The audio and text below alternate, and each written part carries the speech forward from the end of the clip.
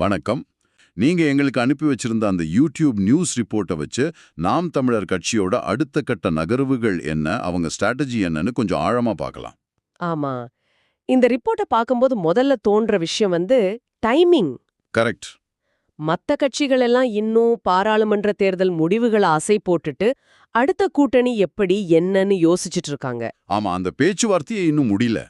ஆனா நாம் தமிழர் கட்சி பாத்தீங்கன்னா 2026 தேர்தலுக்கான வேலையை இப்போவே ஆரம்பிச்சிட்டாங்க. அதுவும் சும்மா அறிக்கை விடுறதோட நிறுத்திக்காம ஒரு பெரிய ஆக்ஷன்ல இறங்கியிருக்காங்க. ஆமா, திருச்சியில ஒரு பிரம்மாண்ட மாநாடு நடத்தி 234 தொகுதி வேட்பாளர்களையும் ஒரே மேடையில அறிவிக்க போறதா இந்த ரிப்போர்ட் சொல்லுது. கரெக்ட். அதுதான் இங்க இருக்கிற முக்கியமான பாயிண்ட். இது வெறும் வேட்பாளர் அறிவிப்பு மாநாடு மாதிரி தெரியல. இதுக்குள்ள பல அரசியல் கணக்குகள் இருக்கு. நிச்சயமா. குறிப்பா அந்த வேட்பாளர் பட்டியலோட அமைப்புல தான் அசல் கதையே இருக்குன்னு சொல்றாங்க.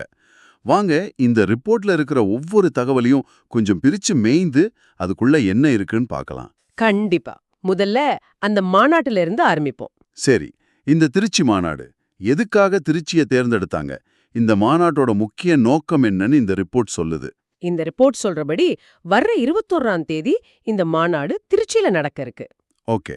இதோட முக்கிய நோக்கமே 2026 சட்டமன்ற தேர்தலுக்கான 234 வேட்பாளர்களையும் அதிகாரப்பூர்வமா அறிவிக்கிறது தான். அப்போ எதுக்கு திருச்சியில? திருச்சி தமிழ்நாட்டோட மையப்பகுதி. அதனால எல்லா மாவட்டத்திலிருந்து தொண்டர்கள் வர்றதுக்கு ரொம்ப வசதியா இருக்கும். அது ஒரு காரணம். சரி. அதைவிட முக்கியமா ஒரு பெரிய அரசியல் நிகழ்வை நடத்தும் போது அது தங்களோட பலத்தை காட்டுற ஒரு நிகழ்வா இருக்கணும்னு நினைப்பாங்க. ஒரு பவர் ஷோ மாதிரி. அதுக்கு திருச்சி சரியான இடம். ஓ, அப்போ இது வெறும் அறிவிப்பு விழா இல்ல, ஒரு வகையில கட்சியின் பலத்தை மத்த கட்சிகளுக்கு காட்டுற ஒரு முயற்சி, அப்படிதானே? சந்தேகமே இல்லாம. இந்த ரிப்போர்ட்ல கூட பாருங்க, சீமானே நேரடியா போய் மாநாட்டு ஏற்பாடுகளை பார்வையிடுறாருன்னு சொல்றாங்க. ஆமா, நானும் அதை கவனிச்சேன். எல்லா நிலை நிர்வாகிகளையும் தொண்டர்களையும் குடும்பத்தோட வரச் சொல்லி அழைப்பு விடுத்திருக்காருன்னு சொல்லிருக்காங்க. இதிலிருந்தே தெரியுது அவங்க இதை எவ்ளோ பெரிய நிகழ்வா பாக்குறாங்கன்னு. அப்போ தேர்தலுக்கு முன்னாடியே 1 லட்சக்கணக்கான தொண்டர்களை திரட்டி களத்தை சூடாக்குறது தான் பிளான். ஆமாம். ஒரு நிமிஷம், நீங்க சொல்றத பார்த்தா மத்த கட்சிகள் கூட்டணி பத்தி யோசிக்க ஆரம்பிக்கிறதுக்கு முன்னாடியே இவங்க தங்களோட வேட்பாளர்களை தொகுதிக்குள்ள வேலை செய்ய அனுப்பிடுறாங்க. இது ஒரு பெரிய சைக்கலாஜிக்கல் தாக்கத்தை உண்டாக்கலாம் இல்லையா? மிகச்சரியான பாயிண்ட். அதுதான் அவங்களோட ஸ்ட்ராட்டஜில ஒரு முக்கியமான பகுதி. எப்படி? அதாவது வேட்பாளர்களுக்கு தங்கள தொகுதி மக்களுக்கு அறிமுகப்படுத்திக்கவும் அவங்க பிரச்சனைகளை புரிஞ்சுக்கிறதுக்கும் முழுசா டைம் கிடைக்குது. ஓ, இது மத்த கட்சி வேட்பாளர்களுக்கு கிடைக்காத ஒரு பெரிய அட்வான்டேஜ். ஓகே. இப்போ அந்த வேட்பாளர் பட்டியலுக்குள்ள வருவோம். 234 வேட்பாளர்களை ஒரே மேடையில் அறிவிக்கிறதே ஒரு பெரிய விஷயம். ஆனா அந்த பட்டியலோட அமைப்புல தான் உண்மையான சுவாரஸ்யமே இருக்குன்னு சொன்னீங்க. இந்த ரிப்போர்ட் அதை பத்தி என்ன சொல்லுது? இந்த ரிப்போர்ட் 2 முக்கியமான விஷயங்களை ஹைலைட் பண்ணுது. முதல் விஷயம் பாலின சமத்துவம். 234 தொகுதிகள்ல சரிக்கு சமமா, அதாவது 117 ஆண்கள் 117 பெண்கள் வேட்பாளர்களா அறிவிக்கப்பட இருக்காங்க. ஓ, 50-50 ஒதுக்கீடு. இது அவங்க தொடர்ந்து செய்யறது தானே? ஆமா, இது வெறும் பேச்சோட மிக்காம ஒவ்வொரு தேர்தல்லையும் அவங்க தொடர்ந்து செஞ்சுட்டு வர்ற ஒரு விஷயம். ஆனா இங்க எனக்கு ஒரு கேள்வி இருக்கு. இது கேட்க ரொம்ப நல்லா தான் இருக்கு. 50% பெண்களுக்குன்னு சொல்றது முற்போக்கான விஷயம்தான். ஆனா இது வெறும் ஒரு டோக்கனிசமா முடிய வாய்ப்பு இருக்கா? இது ஒரு முக்கியமான கிரிட்டிசிசம். அதாவது ஒரு தேர்தல்ல ஜெயிக்கிற தகுதி, களப்பணி அனுபவம் உள்ள 117 பெண் வேட்பாளர்களை ஒரு கட்சியால உண்மையிலே அடையாளம் கண்டு நிறுத்த முடியுமா? இல்லனா ஜெயிக்க வாய்ப்பில்லாத தொகுதிகள்ல பெண்களை நிறுத்தி கணக்கு காட்டுற மாதிரி ஆயிடாதா? இது ஒரு நியாயமான கேள்விதான். இந்த விமர்சனம் அவங்க மேல வைக்கப்படுறதுதான். ஆனா அவங்க தரப்பு வாதம் என்னன்னா, என்ன சொல்றாங்க? வாய்ப்பு கொடுத்தாதானே தகுதியை வளர்த்துக்க முடியுங்கிறது தான். வருஷக்கணக்கா ஆண்களுக்கு மட்டுமே வாய்ப்பு கொடுத்துட்டு திடீர்னு பெண்கள் வரும்போது ஜெயிக்கிற தகுதி இருக்கான்னு கேக்குறது சரியில்லைன்னு அவங்க நினைக்கிறாங்க. ஓகே, புரியுது. இந்த வியூகம் மூலமா அவங்க பெண் வாக்காளர்களை மட்டும் டார்கெட் பண்ணல, அரசியல்ல ஆர்வம் இருந்தும் வாய்ப்பு கிடைக்காத நிறைய பெண்களை தங்களோட கட்சிக்குள்ள இழுக்கிறாங்க. அப்போ இது ஒரு லாங் டேர்ம் பிளான். ஆமா, ஒரு நீண்டகால நோக்குல கட்சிக்கு ஒரு அடித்தளத்தை உருவாக்குற முயற்சி. புரியுது. அப்போ இது உடனடி வெற்றியை விட கட்சியை வளர்க்கிற ஒரு இன்வெஸ்ட்மெண்ட் மாதிரி. சரி, அந்த ரிப்போர்ட்ல சொன்ன 2வது முக்கியமான விஷயம் என்ன? அதுதான் இதை விட ஆழமான ஒரு அரசியல் மூவ். சமூக நீதி சம்பந்தப்பட்டது. சொல்லுங்க. இந்திய அரசியல் சட்டப்படி தனி தொகுதிகள்ல மட்டும்தான் தாழ்த்தப்பட்ட சமூகத்தைச் சேர்ந்தவங்கள வேட்பாளரா நிறுத்தணும்னு கட்டாயம் இருக்கு. மத்த கட்சிகளும் பெரும்பாலும் அதைத்தான் செய்வாங்க. ஆமா. ஆனா இந்த ரிப்போர்ட் சொல்றபடி நாம் தமிழர் கட்சி இந்த முறை ஒரு படி மேல போய் 12 பொது தொகுதிகள்ல ஜெனரல் கான்ஸ்டிட்யூவன்சிஸ்லயா? ஆமா, ஜெனரல் கான்ஸ்டிட்யூவன்சிஸ்ல தாழ்த்தப்பட்ட சமூகத்தைச் சேர்ந்த வேட்பாளர்களை நிறுத்த போறாங்க. ஓ, இது உண்மையிலேயே ஒரு பெரிய ஸ்டேட்மெண்ட். நிச்சயமா. அதாவது திறமையும் மக்கள் செல்வாக்கும் இருந்தா யார் வேணும்னாலும் பொது தொகுதியில ஜெயிக்கலாம், அதுக்கு ஜாதி ஒரு தடையா இருக்கக்கூடாதுன்னு நேரடியா சொல்ற மாதிரி இருக்கு. ஆமா. ஆனா இதுக்கு முன்னாடி தமிழ்நாட்டு அரசியல்ல இந்த மாதிரி முயற்சிகள் நடந்திருக்கா? இதோட வெற்றி வாய்ப்பு எப்படி இருக்கும்? இதுக்கு முன்னாடி சில கட்சிகள் 1-2 தொகுதிகள்ல இந்த மாதிரி முயற்சி செஞ்சிருக்காங்க. ஆனா ஒரு பாலிசி டெசிஷனா, ஒரு கொள்கை முடிவா? ஆமா, இவ்ளோ பெரிய எண்ணிக்கையில ஒரு பிரகடனம் மாதிரி அறிவிக்கிறது இதுதான் முதல் முறை. வெற்றி வாய்ப்பை பத்தி பேசுறதுக்கு முன்னாடி இதோட அரசியல் தாக்கத்தை நம்ம புரிஞ்சுக்கணும். அதென்ன? திராவிட கட்சிகளோட அரசியலே சமூக நீதியை மையமா வச்சதுதான். இப்போ சீமான் என்ன செய்றார்னா, உங்க சமூக நீதி வெறும் இடஒதுக்கீட்டோட நிக்குது, எங்களோட சமூக நீதி தான் உண்மையான சமத்துவம்னு சொல்லி அவங்களோட ஆடுகளத்துக்கே போய் சேலஞ்ச் பண்றாரு. ஓஹோ, அப்போ இது ஒரு பெரிய அரசியல் விவாதத்தை உருவாக்கும். கண்டிப்பா. அப்போ இது ஜெயிக்கிறத விட ஒரு அரசியல் கருத்தியல மக்கள் மத்தியில விதைக்கிற ஒரு முயற்சி. எக்ஸாக்ட்லி. இது வெறும் அடையாள அரசியல் இல்ல, அதுக்கும் மேல போய் சமூக நீதியோட அடுத்த கட்டத்தை பத்தி பேசுற ஒரு முயற்சி. நாங்க தான் உண்மையான மாற்றத்துக்கான அரசியல் செய்றோம்னு காட்ட நினைக்கிறாங்க. அப்போ இந்த 2 அறிவிப்புகளுமே, அதாவது 50% பெண்கள், அப்புறம் பொது தொகுதியில் தலித் வேட்பாளர்கள், இது ரெண்டும் அந்த திருச்சி மாநாட்டுல ஒரு பெரிய அதிர்வலையை உருவாக்கும்னு எதிர்பார்க்கலாம். ஆமா, அதற்காகத்தான் இந்த மாநாடே. சரி, இந்த மாதிரி அதிரடியான அறிவிப்புகள் ஏற்கனவே களம் 4ஆ பிரிஞ்சிருக்கிற இந்த சூழல்ல என்ன தாக்கத்தை ஏற்படுத்தும்? இந்த நியூஸ் ரிப்போர்ட் சொல்றபடி 2026 தேர்தல் களம் எப்படி இருக்க போகுது? அந்த ரிப்போர்ட் ரொம்ப தெளிவா ஒண்ணு சொல்லுது. 2026 சட்டமன்ற தேர்தல் களம் இப்போதே 4 முனை போட்டியா மாறிடுச்சு. 4 முனை போட்டியா? ஆமா, இனிமே தமிழ்நாட்டுல இருமுனை போட்டிங்கிற பேச்சுக்கே இடம் இல்ல. அந்த 4 அணிகள் யார் யாருன்னு ஒரு தடவை தெளிவுபடுத்த முடியுமா? முதல் அணி ஆளுங்க கட்சியான திமுக மற்றும் அதன் தற்போதைய கூட்டணி கட்சிகள். சரி. இரண்டாவது அணி பிரதான எதிர்க்கட்சியான அதிமுக தலைமையிலான கூட்டணி. அதுல என்டிஏ கட்சிகள் இருக்குமா இல்லையாங்கிறது இன்னும் முடிவாகல. ஓகே. மூணாவது?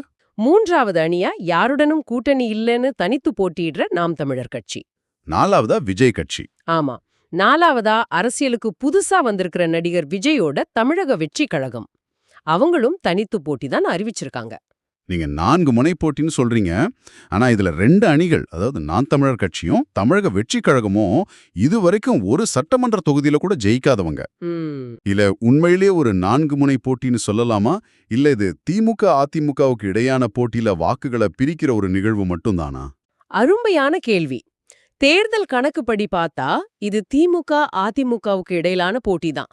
ஆனா தேர்தல் களத்தை பொறுத்த வரைக்கும் இது நிச்சயமா 4 முனை போட்டி தான். எப்படி சொல்றீங்க? காரணம் வாக்கு சதவீதம். ஒரு காலத்துல 40% மேல வாக்கு வாங்கினாதான் ஜெயிக்க முடியும். ஆனா இப்போ களம் 4ஆ பிரிஞ்சிருக்கிறதால ஒரு தொகுதியில 25% 30% வாக்கு வாங்கினாலே ஜெயிக்கிறதுக்கான வாய்ப்பு உருவாகிடும். ஓ, அப்போ வெற்றி பெற தேவையான வோட் பெர்சன்டேஜ் குறையுது. ஆமா, இதுதான் இந்த தேர்தல் கணக்கே மாத்த போகுது. இதுல நாம் தமிழர் கட்சிக்கு ஒரு குறிப்பிட்ட வாக்கு வங்கி இருக்கு. கடைசியா நடந்த தேர்தல்கள்ல அவங்க சராசரியா 6-7% வாக்குகள் வாங்கியிருக்காங்க. சரி. அதே மாதிரி விஜய்க்கு ஒரு பெரிய ரசிகர் பட்டாளம் இருக்கு. அது வாக்குகளா மாறுனா அவங்களும் ஒரு கணிசமான சதவீதத்தை எடுப்பாங்க. அப்போ இவங்க 2 பேரும் சேர்ந்து கிட்டத்தட்ட 15% 20% வாக்குகளை பிரிக்க வாய்ப்பு இருக்கு. ஆமா, இந்த வாக்குகள் யாருக்கு பாதிப்பை ஏற்படுத்தும்? திமுக அதிமுகவோட வெற்றி தோல்வியை இது தீர்மானிக்குமா? நிச்சயமா தீர்மானிக்கும். இங்கதான் முக்கியமான பகுப்பாய்வே இருக்கு. நாம் தமிழர் கட்சி பெரும்பாலும் ஆளும் கட்சிக்கு எதிரான வாக்குகளையும் இளைஞர்களின் வாக்குகளையும் குறிவைக்கிறாங்க. அதே சமயம் விஜயோட தமிழக வெற்றி கழகம் யாருடைய வாக்குகளை பிரிக்குங்கிறது தான் இப்போ $1 மில்லியன் கேள்வி. அவங்க டார்கெட் யாரு? அவங்க அரசியலுக்கு புதுசா வர்ற இளைஞர்கள், நடுநிலை வாக்காளர்கள், அப்புறம் திமுக அதிமுக மேல அதிருப்தியில இருக்கிறவங்கன்னு ஒரு பெரிய கலவையான வாக்குகளை குறிவைக்கிறாங்க. அப்போ விஜயோட வருகை நாம் தமிழர் கட்சிக்கு சாதகமா பாதகமா? இது 2 விதமாவும் பார்க்கப்படுது. ஒரு பக்கம் திமுக அதிமுகவுக்கு போக வேண்டிய அதிருப்தி வாக்குகளை விஜய் பிரிச்சா அது மத்த கட்சிகளுக்கு சாதகம். ஓகே. இன்னொரு பக்கம் நாம் தமிழர் கட்சிக்கு கிடைச்சிட்டு இருந்த இளம் வாக்காளர்கள், மாற்றம் விரும்புற வாக்காளர்களோட ஒரு பகுதியை விஜய் பிரிச்சார்னா அது அவங்களுக்கு ஒரு பெரிய பாதிப்பை ஏற்படுத்தும். ஆமா. அதனாலதான் நாம் தமிழர் கட்சி இவ்ளோ சீக்கிரமா களத்துல இறங்கி தங்களோட அந்த யுனிக்னஸ, அதாவது 50% பெண்கள், தலிப்பேட்பாளர்கள் மாதிரியான விஷயங்களை முன்னிறுத்தி தங்கள விஜயோட அரசியல்ல இருந்து வேறுபடுத்தி காட்ட முயற்சி செய்றாங்க. அப்போ இந்த முன்கூட்டியே வேட்பாளர்களை அறிவிக்கிற ஸ்ட்ராட்டஜிய ஒரு டெஸ்ட் மேட்ச் மாதிரி பார்க்கலாமா? எப்படி? மத்தவங்கலாம் T20 மேட்சுக்கு தயாராகிட்டு இருக்கும்போது இவங்க மட்டும் களத்துல நிதானமா நின்னு நீண்ட காலத்துக்கு விளையாட திட்டமிடுறாங்க. அருமையான ஒப்பீடு. அதுதான் நடக்குது. இந்த வியூகத்துல பிளஸ்ஸும் இருக்கு, மைனஸும் இருக்கு. பிளஸ் என்னன்னு தெரியும், அந்த வேட்பாளர்களுக்கு டைம் கிடைக்கும். ஆமா. அது மட்டும் இல்லாம கட்சி ஒரு தெளிவான திட்டத்தோட இருக்கிற மாதிரி ஒரு தோற்றத்தை உருவாக்கும். அப்போ மைனஸ் என்ன? பாதகம். என்ன வேணும்னாலும் நடக்கலாம். அறிவிக்கப்பட்ட வேட்பாளர்கள் சரியா செயல்படாம போகலாம், இல்ல வேற கட்சிக்கு தாவலாம். அது ஒரு பெரிய ரிஸ்க் தான். அதைவிட முக்கியமா உங்களோட எல்லா ஸ்ட்ராட்டஜியையும், உங்களோட பலம் பலவீனத்தையும் முன்னாடியே எதிரிகளுக்கு வெளிச்சம் போட்டு காட்டிடுறீங்க. ஓ, அவங்க உங்களை எதிர்கொள்ள தங்களை தயார்படுத்திக்க நிறைய நேரம் கொடுக்கறீங்க. இது ஒரு பெரிய ரிஸ்க். அப்போ சுருக்கமா சொல்லணும்னா நீங்க அனுப்புன இந்த ஒரு சின்ன நியூஸ் ரிப்போர்ட்குள்ள நாம் தமிழர் கட்சியோட 2026 தேர்தல் வியூகத்தோட முழு வரைபடமே இருக்கு. ஆமா. திருச்சியில பிரம்மாண்ட மாநாடு நடத்தி பலத்தை காட்டுறது, 234 வேட்பாளர்களையும் முன்னாடியே அறிவிச்சு களத்துல இறக்கி விடுறது. அதுலயும் 50% பெண்கள். பொது தொகுதியில தலித்து வேட்பாளர்கள்னு ஒரு புதிய சமூக நீதி கணக்க முன்வைக்கிறது. இது மூலமா 4 முனை போட்டியில தங்களோட தனித்துவமான இடத்தை தக்க வைக்க முயற்சி செய்யுது. இதுதான் இந்த செய்தியோட சாராம்சம். ஆமா. இது வரப்போற தேர்தலோட ஒரு முன்னோட்டம் மாதிரி. ஒரு கட்சி எப்படி மத்த பெரிய கட்சிகளோட பண பலத்தையும் அதிகார பலத்தையும் எதிர்கொள்ள கருத்தியல் ரீதியாகவும் வியூக ரீதியாகவும் தங்களை தயார்படுத்துதுங்கிறதுக்கு இது ஒரு நல்ல உதாரணம். ஆனா இது வாக்குகளா மாறுமா? இந்த வியூகங்கள் எல்லாம் எந்த அளவுக்கு வாக்குகளா மாறும், கள யதார்த்தம் எப்படி இருக்குங்கிறத நம்ம பொறுத்திருந்து தான் பார்க்கணும். நிச்சயமா. இதையெல்லாம் வச்சு பார்க்கும்போது ஒரு முக்கியமான கேள்வி எழும்புது. அரசியல்ல ஒரு மர்மத்தை கடைசி வரைக்கும் வச்சிருக்கிறது தான் ஜெயிக்கிறதுக்கான வழின்னு ஒரு கருத்து இருக்கு. ஆமா, பொதுவா அப்படிதான் செய்வாங்க. ஆனா நாம் தமிழர் கட்சி அதுக்கு நேர்மாறா தங்களோட எல்லா ஆட்டத்தையும் தேர்தலுக்கு 2 வருஷம் முன்னாடியே வெளிப்படையா ஆரம்பிக்கிறாங்க. இந்த அதீத வெளிப்படைத்தன்மை அவங்களுக்கு ஒரு புதிய அரசியல் பாதையை திறந்து வைக்குமா, இல்ல அவங்களோட எல்லா திட்டங்களையும் எதிராளிகள் முன்கூட்டியே தெரிஞ்சுக்கிட்டு முறியடிக்க ஒரு வாய்ப்பை உருவாக்குமா? இத பத்தி நீங்க என்ன நினைக்கிறீங்கன்னு யோசிச்சு பாருங்க.